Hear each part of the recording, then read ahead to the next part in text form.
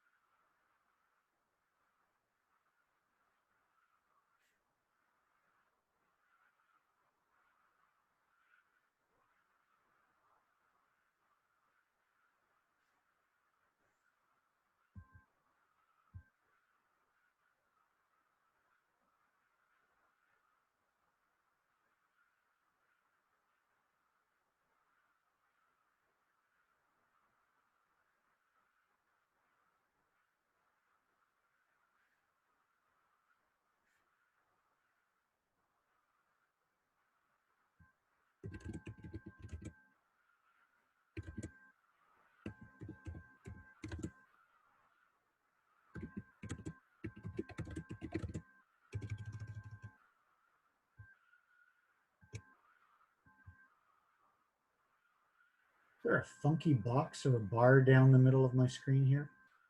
Presentation.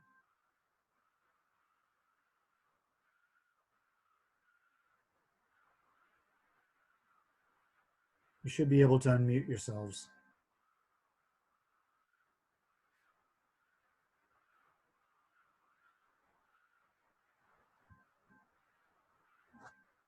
Hello? Hey there. Oh, am I going to be talking in this? No, no. Oh, okay. I was unsure.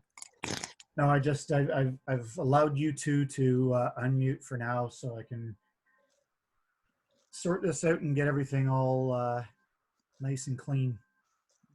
All right. So I'm seeing a funky box in the middle of my presentation. Do you see it?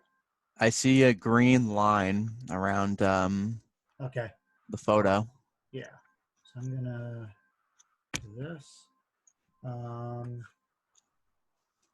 Bear with me.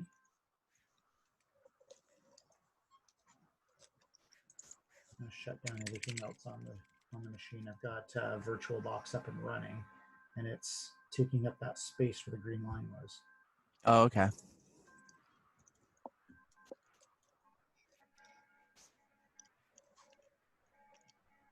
It's my story, and I'm sticking with it.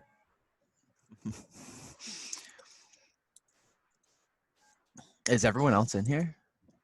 No, it's just you, me, and I'm thinking William. Oh, Marcus. Yeah, so it says Team CISO-WMW. Yeah, that's probably Mark. Yep.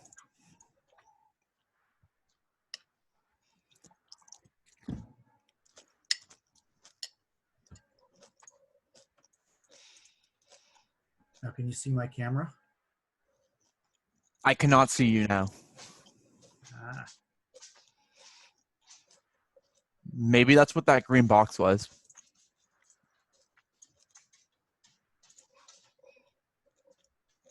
Currently, yeah, it just says you're viewing Michael Ball's screen.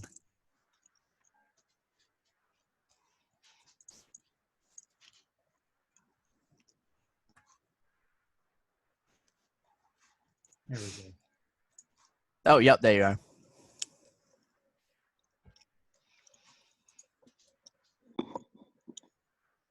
I love the outfit. The funny part. Oh, of course.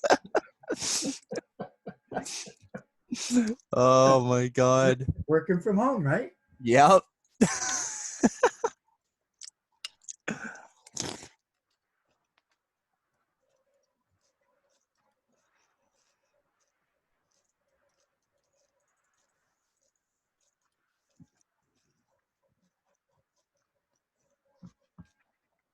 Bear with me. I'm just taking care of some cleanup duty here before we start.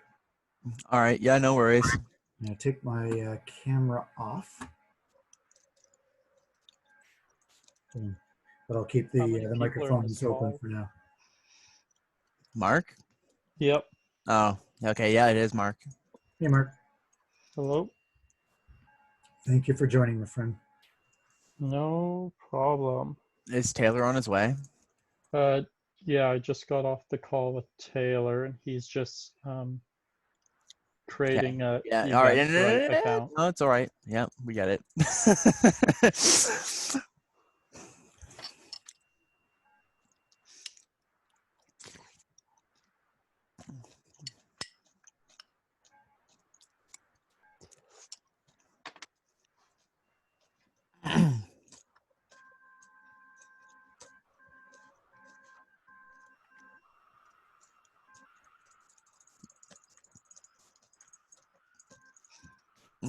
Mark, don't go into detail, but I wasn't supposed to help with the last task, right? What task? Well, that's the thing. I don't want to go into detail on the task because we're on an open mic. So I was asking. I was just asking if I was required to help because I had no clue what you guys were saying. That was it. Nothing else. Oh,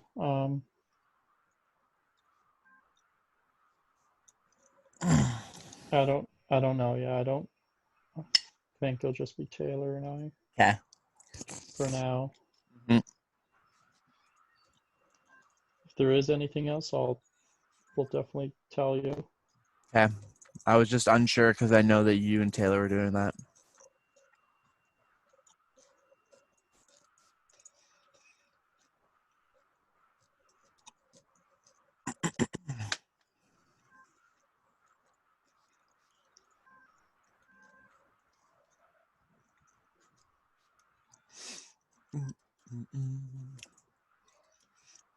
Is there a lot of people that are supposed to be joining?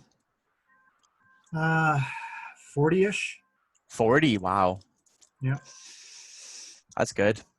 And I mean, they're not going to join until, the last minute, right? That's just the way these work. Yeah.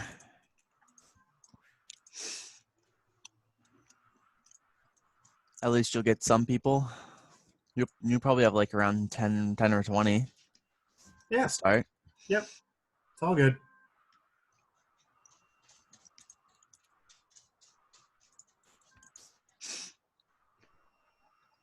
Justin, did you lose a lot of weight since? Yes. It's really shitty. My tonsil swelled up a couple of days ago, and I wasn't able to eat or anything, and I lost like 9 pounds.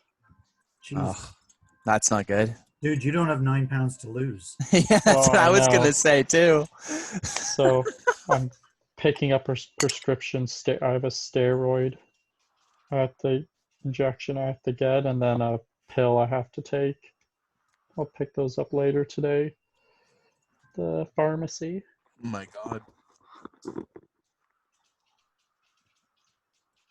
Oh yeah, I have another referral booked for my throat, and it's in over a year from now. Are you serious? Yep.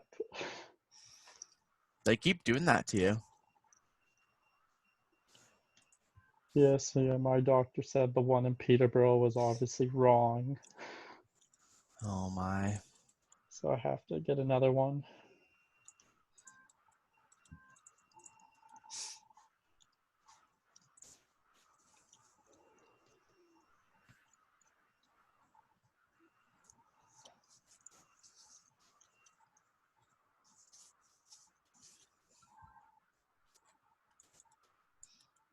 And when are you planning on coming home?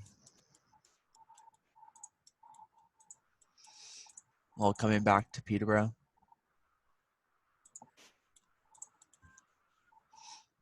Mark?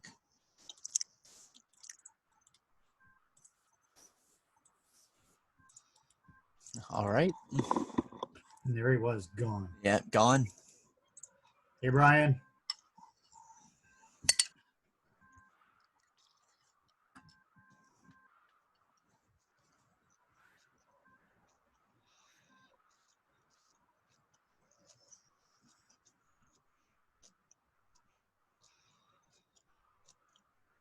Oh, I guess you guys can hear me. Yeah, I've got the meetings muted for all up front, but Ooh. so I unmuted you. I'm special. I have the short bus to prove it. Don't lick the windows.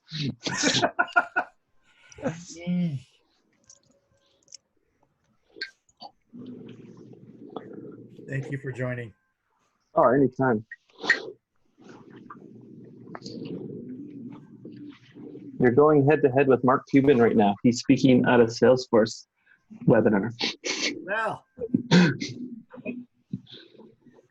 I expect his attendance to drop significantly then. Oh my. Sucks to be him.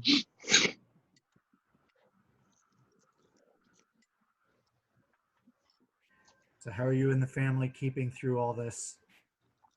We're good. We're balancing between going to work and not, so it's very skeleton crew.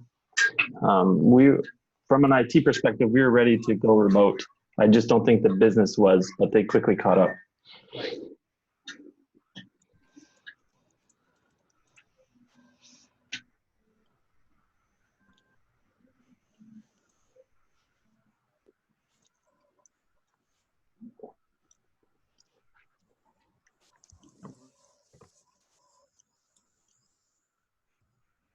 I'm opening microphones one by one at the moment here, just to say hi, and then we'll shut them down when we start up. But hello, Graham.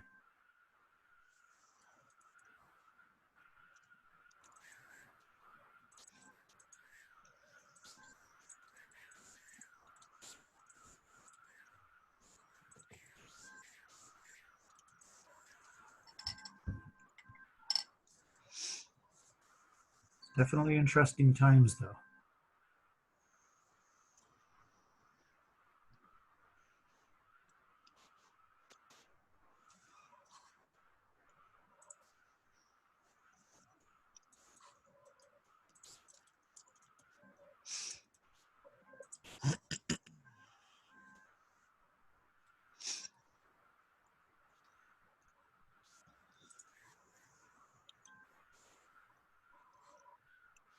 I have the benefit of working from home anyway, and that's my home office is my office, so none of this is new, really.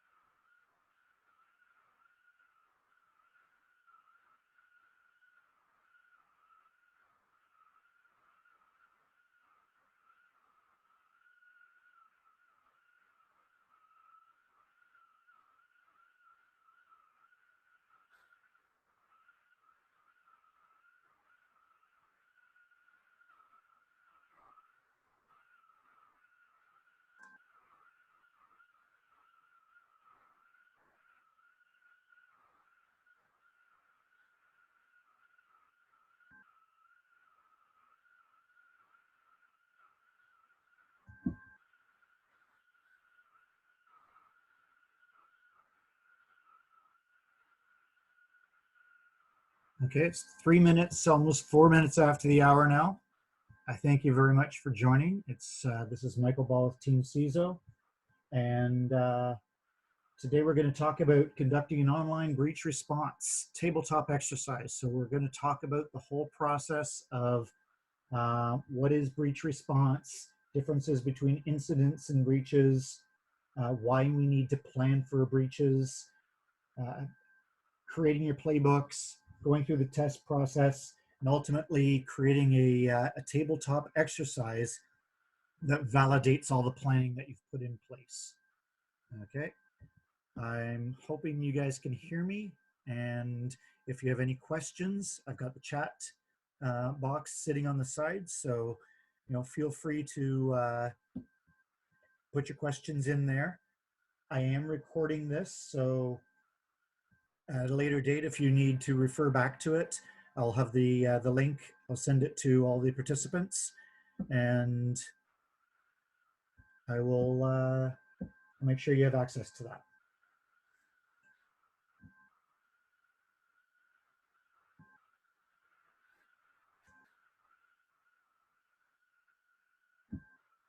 I do apologize. I have no idea why this green box is displaying around the presentation. Thought I'd fix that, but alas, there it is. So we'll have to deal with that. Technical people with technical problems, right? Okay, so again, in today's agenda, right from creating the response plan, your incident response team, understanding what the phases of a breach response are. So following in the the kill chain, there are actual phases to a breach response that need to take place. You need to follow them to be effective. Okay, putting together your operational playbooks, understanding who your stakeholders are, understanding how to communicate and who should be communicating during a breach, and then planning and putting together a tabletop exercise to validate it all. Okay. So starting with us, Team CISO, basically just a group of cybersecurity evangelists and analysts and individuals that have come from a background in information security. Most of us have come from a enterprise security perspective, where I personally have spent almost 30 years working in enterprise security in the finance industry, insurance, working for a couple of large companies. The last 5 years, we've been doing consulting and advisory services to many of the GTA Toronto companies.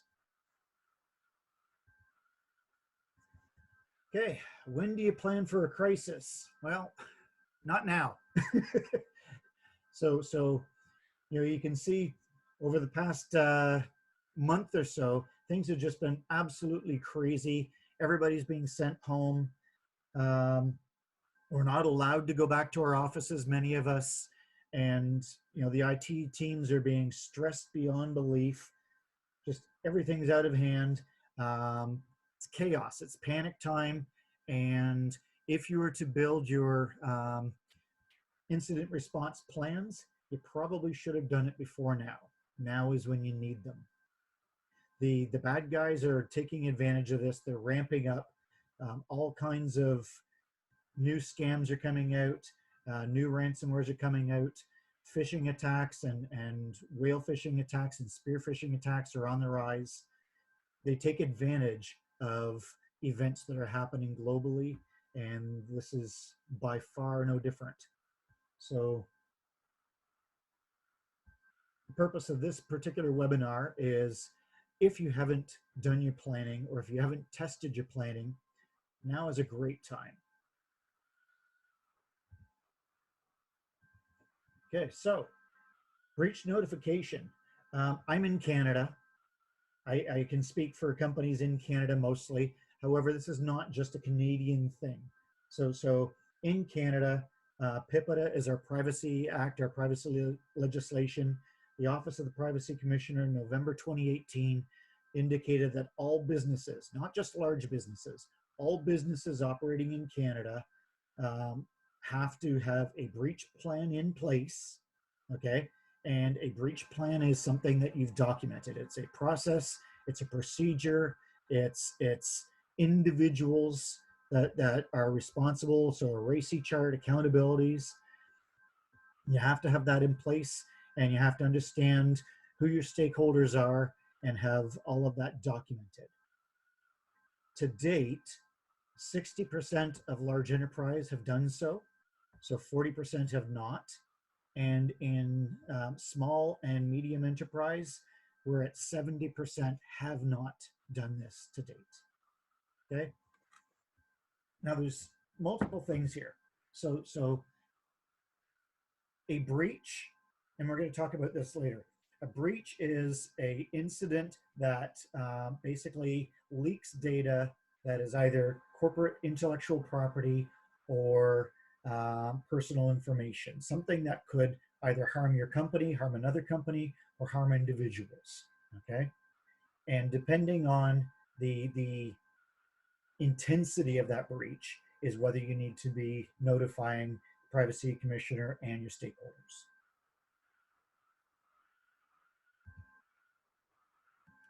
In the US, every single state has its own legislation for breach notification. There's an overall encompassing US government one, but each state has its own, and depending on what state you're in, is the level of requirement that you have for notification and response. California and New York currently have by far the most stringent. California's is actually very close to the GDPR in Europe. Okay, in Europe, they're actually levying fines now. You can see here up to 20 million euros, or 4% of the annual worldwide turnover in the preceding year, whichever is greater. Okay, so they're serious about making sure that if you have a breach, you've identified a breach, and you've identified what the impact of that breach is, and it could cause harm to an individual or a company, that you are in fact sending notification to the regulator and to stakeholders. So, creating a breach response plan. Basically, the plan is a roadmap of how you are going to respond to a series of breaches.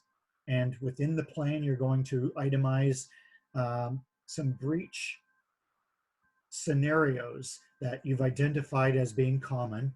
And you can go on the internet. I've got some links throughout the webinar here of places where you can find common scenarios like ransomware or misused credentials or a malicious insider. We'll talk about that later, but having a bunch of scenarios that you've planned for, and you've got response plans put in place step by step, checklists and workflows. You've put together an incident response team, and we'll talk about that as well. Okay, the steps you're going to use for handling the breach, who you're going to talk to, how you're going to mitigate the breach, and the follow-up. Okay. So a breach always starts with an incident. A breach is basically an incident that exposes data. Okay. Now a reportable breach. Okay. Not all breaches are reportable. You could have a breach where some company information was leaked out. It wasn't intellectual property. It wasn't anything that could harm the company. And there was no information about your employees, your board of directors, your executives, your clients, customers, vendors. So it was, it was unfortunate, but it wasn't something that could cause reputational harm to yourself or harm to an individual. You do not need to report those. So the first thing you do before you go creating any documentation is put together a cybersecurity incident response team. These are the individuals, both executive and technical, that are going to respond in the case of an emergency. Okay, these are going to be individuals that are accountable and have the ability to make very, very quick decisions in the case of an emergency. So they've got funding, they've got the ability to make decisions, to move money, to bring third-party companies on, whatever.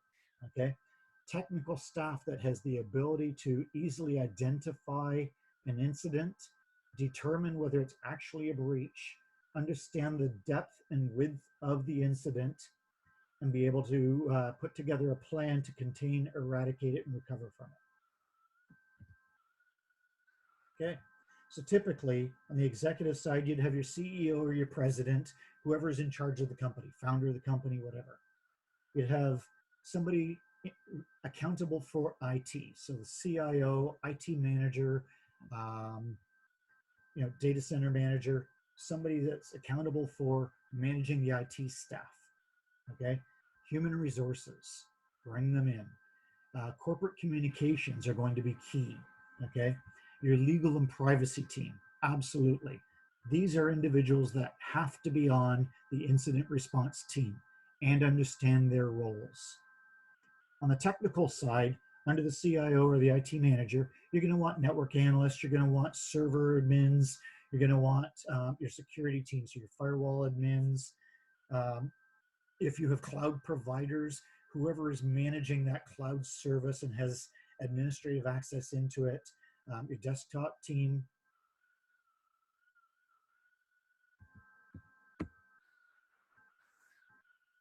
Okay, so phases of a breach. Preparation, and I'm going to go through these individually in a minute, okay? So the phases: preparation, getting prepared for this whole process of breach management. Identification, so how do we know when we've been breached? What do we do about containing it, minimizing the impact of the breach, and allowing business to continue while we're managing the breach? Eradicating, getting rid of the breach itself, recovering from it, bringing back business to normal, and then lessons learned. What the hell happened? How did this happen? Who was involved? What can we do better? What new controls do we need to put in place? And let's document this so that when we see it again the next time, we recover quicker.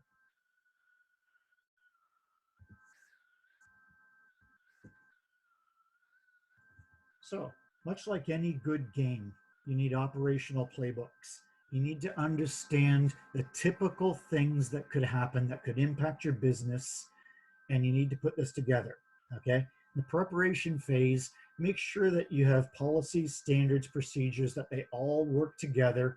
You've got an overarching security policy. So this is a framework. You've got a security policy that talks how your company is going to manage security, okay? All of your standards, so password standards, encryption standards,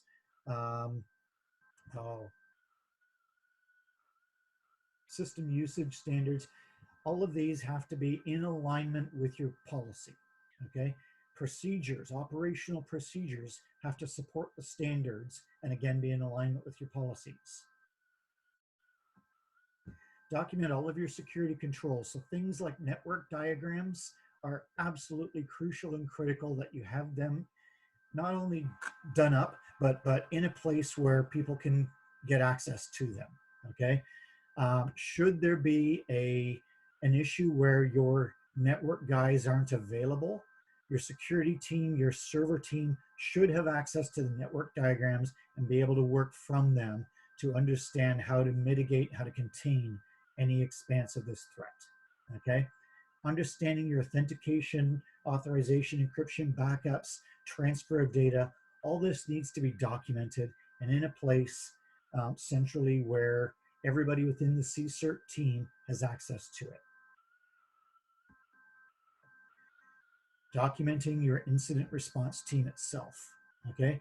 Now, when I put together incident response plans and playbooks, literally it's a PDF file that is a live document, gets updated on a regular basis. Everybody on the incident response team has a copy of it in their email that they have access to on their phone, and they print out a copy and take it home, okay? Typically, these incidents don't happen when you're sitting in the office at 1 o'clock in the afternoon on a Wednesday. They're going to happen when it's most inconvenient, and having access to these playbooks while you're out of the office is crucial. Okay. Now that said, make sure that you secure these playbooks at your home office. Put them in a place where they're not going to be easily accessible, because they do have critical information in them. In the playbooks, they've got contact information in a table in the back so that the CSERT team can get access to each other. Train your team on incident response. So now you've created your playbooks, you've gone through and you've developed some scenarios, and you've identified policies and procedures and guidelines. Make sure that everybody on your incident response team has gone through it and understands what their role is, understands who they can talk to, and who should be doing the communications. And again, we'll get back to that a little bit later. Okay, so we said preparation and then identification of a threat, okay? Making sure that you've got adequate perimeter control, so firewalls and proxies and gateways and VPN, intrusion detection, intrusion prevention. All of these tools have the ability to generate logs and send them off to a centralized collection, and then you can alert on things that are anomalous, things that are not normal to your environment, okay? Making sure that those systems not only are up and running, it's great to have a firewall and have rules in place, but that the logs are being shipped somewhere that somebody has access and can see them and can identify a threat, okay? Same thing with endpoint monitoring. It's fantastic that you've got Sophos or Norton Antivirus or Microsoft Defender or some endpoint protection software running on the device. Aggregate all of those endpoints to a common console. So use your Semantic console, use your McAfee console, use your your Microsoft Security Console. Aggregate them all to a common place, and then take that feed, take the logs from that, and again, throw them at your central SIM, so that all of your threats and all of your logs are in one central place. Again, same thing, network traffic, your server logs, external threat. Make sure that you've got somebody looking at that, monitoring that all the time, 24/7. And I know I'm asking a lot of you, but this is how it happens. It's great to say that we're doing logging. It's a checkbox.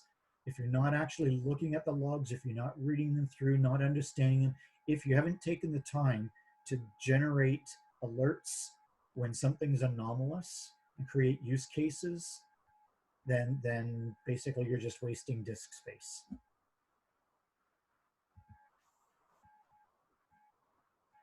Okay. When I started doing playbooks once upon a time, I would create scenarios, things that I knew. So ransomware wasn't typical in that time, but we all had malware. We had antivirus running and malicious insiders, and so we would write up these scenarios of a malicious insider, picking up a USB stick and putting it in their system and taking it to other workstations and infecting everybody. And we would write down the steps, from a help desk perspective that we would take. Step 1, do this. Step 2, do that. That's great if the bad guys follow the same steps and processes that you do. Chances are they're not going to do that, okay? So what you want to do is more from a workflow perspective, okay? Think about all of the touch points, all of the people, all of the tools that you have, and think through the workflow primarily on how you would go about identifying a malicious actor, a malicious threat, malicious piece of software, and how you would go about identifying it, containing it, eradicating it, and develop a very high level workflow, because the details are going to be different every single time you do it, okay? Your tooling might be different, but so develop those workflows. You can have checklists for each step in the workflow, but just make sure that you don't Bury yourself in details, because in time of chaos, it's great to have an instruction set to follow, but if the details are too stringent, then again, you're going to get lost in the chaos. Okay? RACI charts. Who's accountable? Who's responsible? Who's consulted? Who's informed? Okay? Making sure that you know who you can and should talk to, and who can help you in a time of crisis. With your contact list, make sure you've got backups. In a true emergency, maybe some of those people aren't available.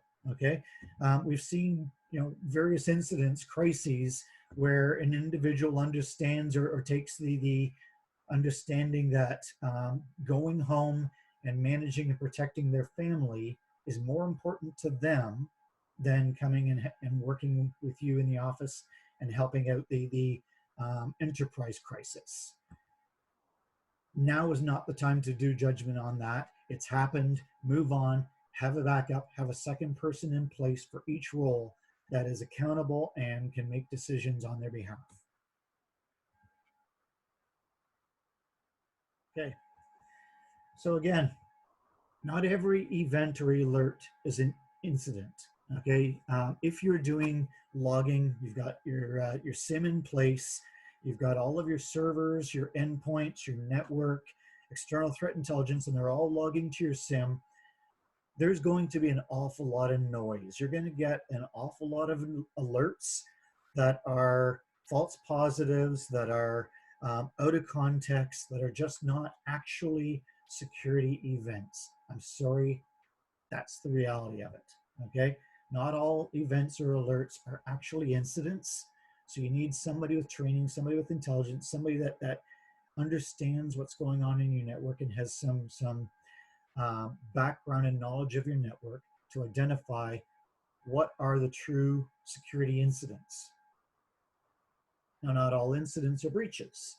So once you've identified an incident, yes, you need to understand how to correct it and how to mitigate and move beyond the incident. But then you need to have somebody with some business knowledge of the company that will determine, is this incident a breach? Has it disclosed anything? So what's the breadth and width of the event? Is there potential to cause reputational harm to the company? Is there the potential to cause harm to a vendor, a business partner, an employee, or one of our clients? Okay. Again, as I said earlier, not every breach requires reporting. So again, having that understanding of the breadth and width of the actual breach and whether you should be reporting on it. Okay. Is there personally identifiable information? Is there credit card information? Is there health information? Are there corporate crown jewels that your quarterly forecast for the upcoming quarter, earnings that you've not yet published, that sort of thing.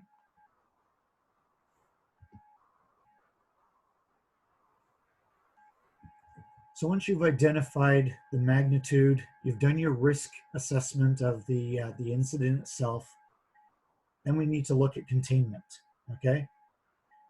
Understanding the controls that you have in place, okay? There's multiple ways of containing a incident. You may want to leave a system that's infected up and running for a period of time and sandbox it so you can watch the activity that's going on. Maybe you don't want to alert the malicious threat actor that you've identified that they're there. You want to see what they do next. So you might want to segregate other networks from that. There are things that you can do within your network, within your firewalls, right down to the hosts within your virtual environment to contain that. And again, these are all risk-based decisions that you need to work on, that you need to have documented up front. These are not things that you want to do in the chaos of the moment. Eradication. So once you've actually contained it, you've identified the scope of the threat, and you've determined that you actually are in a position now to shut this down, to move beyond it, bring systems back.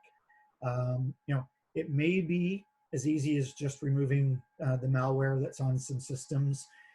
Typically, it will require you rebuilding workstations, rebuilding servers, rebuilding firewalls, putting new rules in place, putting new tools in place, looking for back doors. How did they get in the first place? So rogue accounts, accounts that have too much privilege, service accounts that maybe you missed in your quarterly reviews, that sort of thing.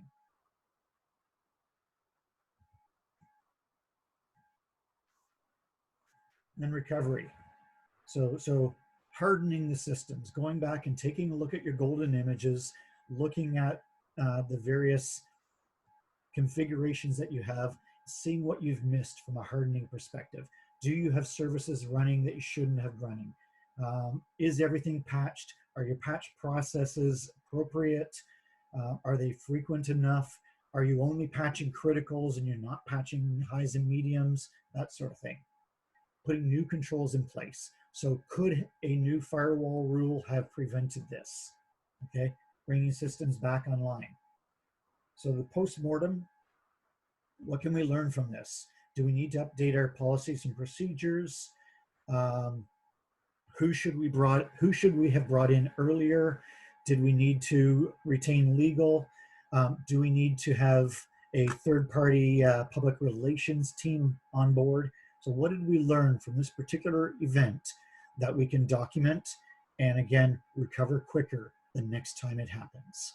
Because chances are, even though you've gone through the process once and you've been hit and you've cleaned everything up, chances are that somehow you're going to be hit the same way, just from a different angle within the coming years.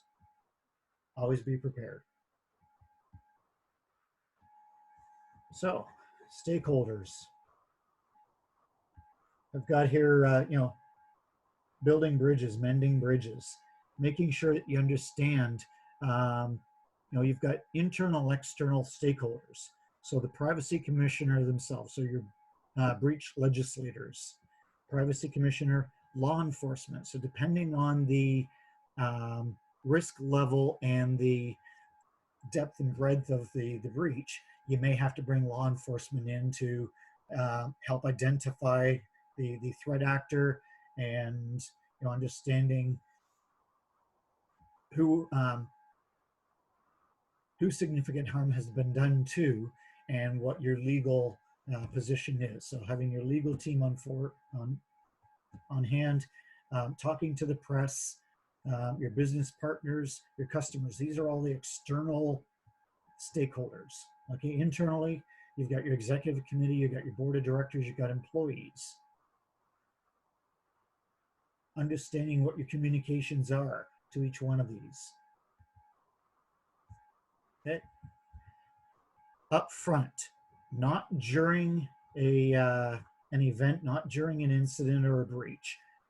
During the planning stage, select a spokesperson. This would typically be corporate communications, making sure that you've got an individual or a team of individuals who are accountable for developing a communications plan and who are accountable for making the communications out, both internally to your employees, to your executive, to your board of directors, and externally to the individuals that we talked about earlier, to the press, to your Office of the Privacy Commissioner, to law enforcement, making sure that they have messages that are canned and pre-documented, so that they know what they can say to each one of these teams, each one of these individuals, and that the messaging is directed and not over messaging.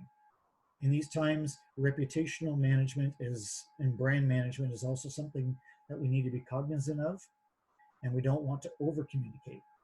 Okay? Making sure that clear, articulate messaging is documented and templated up front, and then during the time of crisis, you simply select which type of event it is and fill in the details.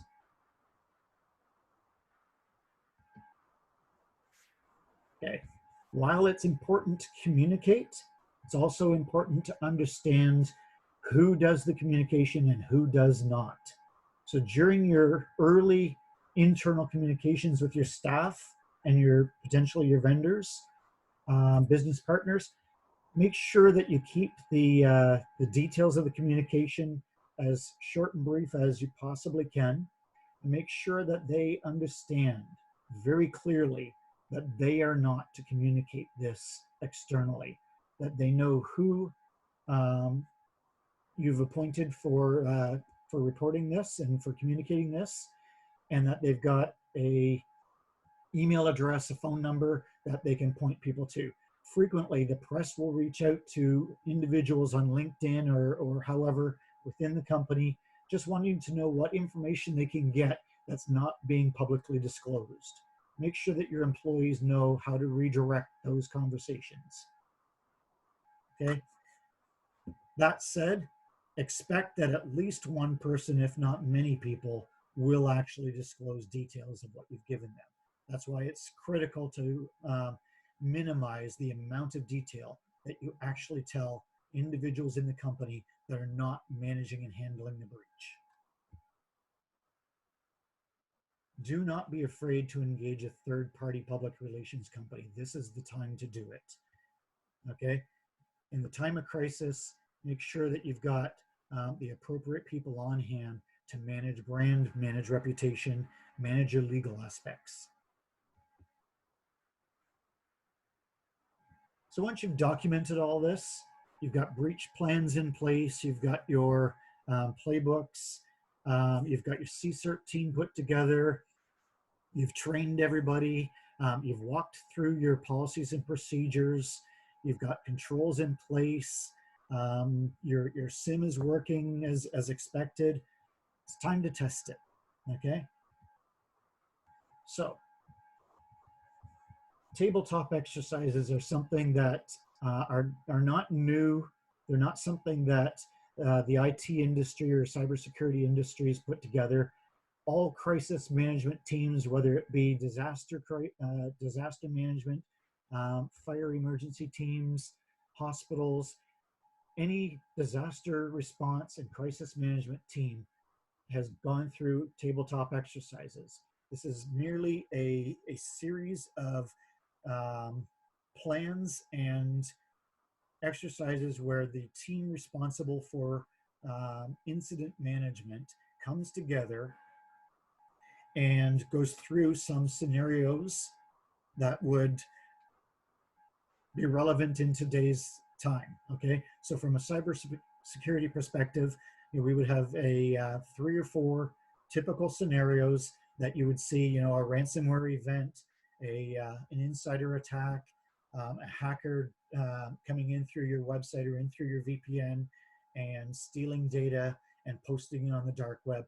These sort of things, and then testing how your team would respond in identifying the threat, containing the threat, eradicating it, recovering, and follow-up.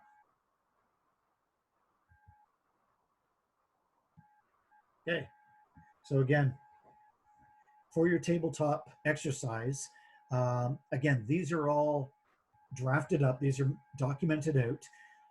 Create some realistic scenarios. So, I talked about a few.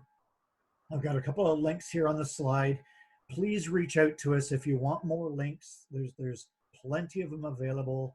Google is your friend, okay? You can draft these up and create realistic scenarios. Have somebody that is accountable for developing the scenarios that is different than those individuals that wrote your playbooks, okay? Make sure that each scenario has clear objectives. Why are we doing this? So are we testing the problem-solving capabilities of your CSERT team? Are we trying to understand or test their ability to determine and isolate risk? Okay.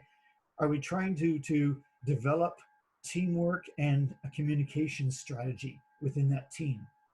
Okay. And identifying weaknesses within our own documentation. Again, there's a couple of links here on the bottom. I strongly suggest you take a look at those. And I will put this entire deck up online so you can take a look at it. So, threat actors. Now, we're all used to, the insider that makes a mistake, fumbles, gives away information, malicious insider that intentionally does that, hackers that gain access through various means. But I've also got natural disasters in here. So a natural disaster could cause situations whereby inside information gets disclosed. Okay, I'm looking today at COVID-19. So it's not specifically that COVID-19 caused incidents or breaches. However, we're all sitting on a Zoom call right now, and I know many of you looked at me when I said I had a Zoom call and went, "The hell are you doing, Michael? Don't you know that Zoom is full of threats and wow." That Zoom itself is not a tool that we should be using because they've got these problems. That previous recordings are in S3 buckets in Amazon. That the encryption is not secured end to end. That Zoom bombing, people can drop in on Zoom meetings without unintentionally, that sort of thing. So all of these things existed in Zoom before COVID-19 happened. It's just that now we're all sitting at home, we're trying to conduct meetings, and these threats, these issues have raised their head because we're now in a position where everybody needs it. I urge you to take a look at Google again. So both Twitch and Slack had these exact same problems 9 to 12 months ago. Went through the process, things like end-to-end encryption, Slack and Twitch, both. Microsoft Teams, the Open S3 buckets, again, Slack and Twitch both had that. Okay, this is not new. So we've got a natural disaster going on worldwide right now, and we're identifying issues in our infrastructure that's causing information to be disclosed. Okay, so again, cyber scenarios. So rampant virus going through our network, denial of service, spear phishing, privileged credentials found in the cloud storage, and the list goes on and on and on. Make sure that the cyber scenarios that you develop are relevant to your company and are designed to test your team well enough on their own. But then when you're running the tabletop exercises, build them one on another. So as the team is engaging in remediating and recovering from one scenario, dump another one onto them, because that's how it happens. You might start with a denial of service attack. Oh, by the way, denial of service attack is not a security event. I'm going to repeat that. A denial of service attack is not a security event. Typically, it's a smoke screen. It's a network event that is intended to take your attention off of your actual security infrastructure, move it to network infrastructure, and spend your time and effort there while the real threat is somewhere else, say a spear phishing attack at your gateway. Okay? So when you're doing these scenarios, build them on one another so that you're actually stressing out the team and understanding where their breakpoints are, where their communications issues are, and how they work as a team and how they recover from these events. Chaos is king, absolutely. Okay. I don't know if you guys understand the context of this picture here, but I'd like to know. Oh, so Brian's asking about Microsoft Teams. So yeah, absolutely. All of these things. So Microsoft Teams, WebEx, Twitch, Slack, Zoom, they're all excellent tools. They have all had their problems in the past, and there are all ways of securing all of these tools currently, Zoom included.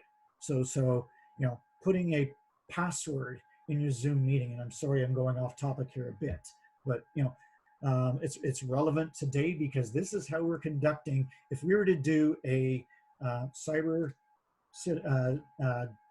tabletop exercise right now, we would be doing it like this meeting right now.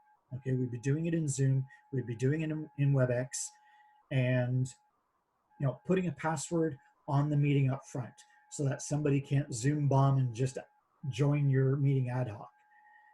Making sure that you mute all participants on join, that participants can't join before the moderator. That participants can't take control and inject their desktop or share their desktop without permission. All of these things are easily doable. Zoom has now put end-to-end encryption by default. They've corrected some of the S3 bucket issues. However, I suggest rather than use cloud storage for your recordings, that you record locally to your computer. Okay. Iterating from lessons learned. So the purpose of a tabletop exercise is to stress test your team's ability to work together and understand your communications among the team. Okay. Are your playbooks valid? Did you miss any steps in documenting not only the playbooks, but your security policies, your guidelines, your security standards? Are they up to date? Okay. Was everybody engaged? So in your CSERT team, did everybody show up to the crisis? Were they engaged? And were they doing their part? So treat the tabletop exercise as if it were an actual crisis. Okay. All hands on deck. So barring vacation time where an individual is going to be out, I don't care what meetings they have planned. When you have a tabletop exercise, schedule it 2 or 3 days in advance. Don't give them weeks or months. Schedule it 2 or 3 days in advance. Schedule on the day of to test it truly, and make sure that all hands are on deck, that they're doing their part, that they're communicating, and that everybody knows what their role is.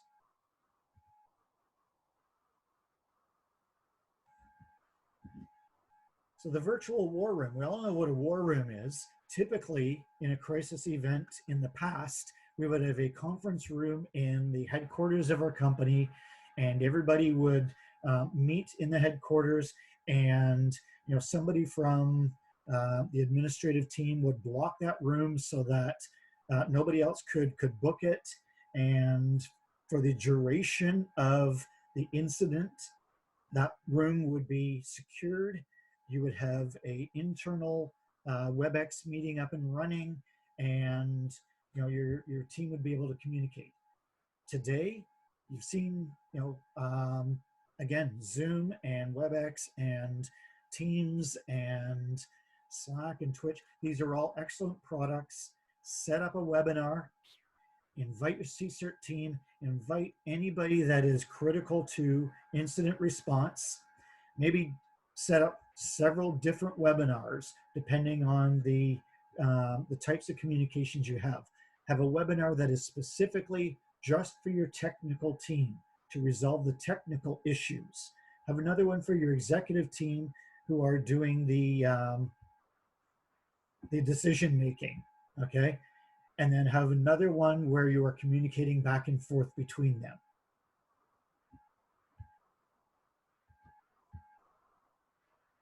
Okay? And a shameless plug. So, Team CISO, in conjunction with CyberX and Durham College, have put together this thing called Breach the Keep.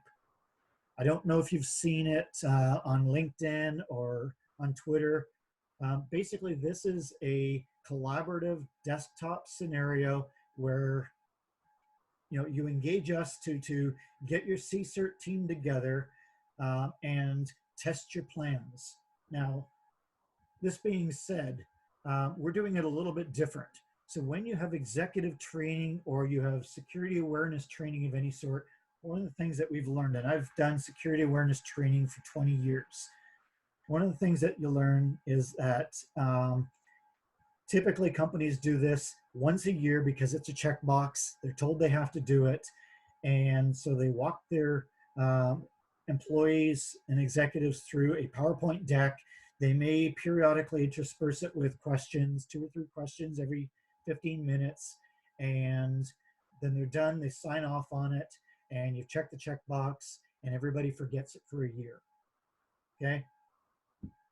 The other thing that I've learned is those who have taken the time and effort to develop these breach response plans and develop their playbooks are very methodical in it, and they have very specific scenarios in the playbooks that if A happens, we're going to respond by B. And then when B happens, the bad guys are going to do C, and we know that we're going to respond with D, and so on. The bad guys understand your playbooks. They know and expect what your responses are going to be, and they're not playing the same game you are. We noticed this with ransomware. So a year ago, when you had a ransomware event, basically you had 2 responses. A, you work with the threat actor that's caused the ransomware, and you pay them, and hope to hell that the bad guy is going to somehow be good enough and give you the keys to the ransom. You can unlock it and move forward. The more typical response is you go to your backups and you restore the systems that were infected. You've lost a couple of days' work, but you're back in business and everybody's happy. Well, the bad guys understand that scenario B now, and they've developed their ransomware in such a way that they look for your backups first, whether it's an online storage or cloud storage or whatever. They look for how do you conduct your backups from an enterprise perspective, and they cripple those backups first. And then they encrypt your desktop. And if you choose not to pay the ransomware and rebuild the systems from a golden image and restore data, however, they've got copies of your data, and they will use extortion to show your data on the public web. So they've pivoted, they've moved, they understand what your typical responses would be, and they've moved steps beyond that. Make sure that your team is able to think logically through. And so in our Breach the Keep, what we do is we build scenarios where you're actually taken back as a team, and you're brought into a medieval fortress. Okay, it's a little bit of role play, think Game of Thrones, that sort of thing. And we encourage you to protect this fortress, and we walk you through a bunch of cyber scenarios, but mapped onto a fortress instance. So if you take a look at a castle, okay, typically when we think of a castle, we're actually thinking of the keep. We're thinking of the pretty place where the crown jewels are stored, where the king and queen live, where the parties are, okay? That's actually the keep. The keep is in the center of an actual castle. If you think of Edinburgh in Scotland, the entire city is bounded by a wall. The entire city is the actual castle. You've got the wall on the outside, which is analogous to your firewall. Outside of that, it's on a raised area of land on a hill. The bad guys would have to exert effort to come up the hill. So that's a deterrent or a protection strategy. The towers on the sides of the wall, that's detection. Okay, inside the wall you would have an area of ground between that and the keep. That's a security zone to protect the keep, and then the keep itself would have its own walls that are further segregation. So this whole defense in depth strategy that we think is a cybersecurity tool has been in place for thousands of years. So the defense in depth methodologies are ancient military technology or military strategies that we've adopted for cybersecurity. So in Breach the Keep, we walk you through a number of scenarios, modern cybersecurity scenarios, but mapped onto protecting a keep, protecting a fortress, and making sure that the individuals in your team understand what their role is in protecting that fortress. So for instance, your CEO of the company would be the king. Your CIO would be the commander in arms. Your CISO or information security officer would be the vizier, and have access to all the threat intelligence and the spies. This is a half-day exercise where we would take your CSIRT team and walk them through and help them understand how to problem solve, how to work together as a team, and how to develop a communication strategy amongst themselves that works, is repeatable, and helps them identify threats, contain threats, eradicate threats, and recover from them, document them, and do a post-mortem.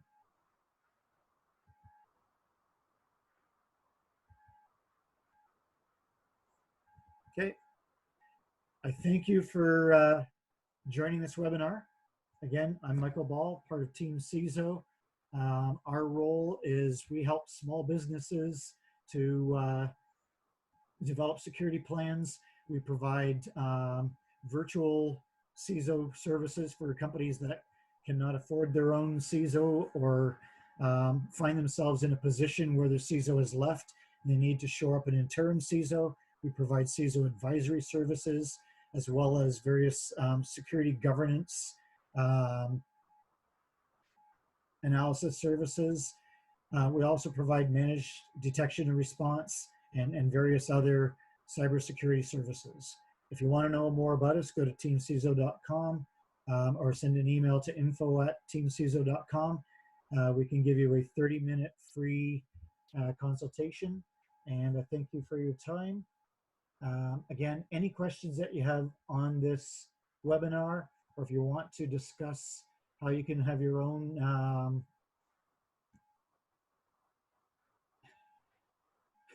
sorry about that, how you can have your own consultation, please again reach out to myself, michael.ball@teamciso.com or info@teamciso, and we'd be glad to help.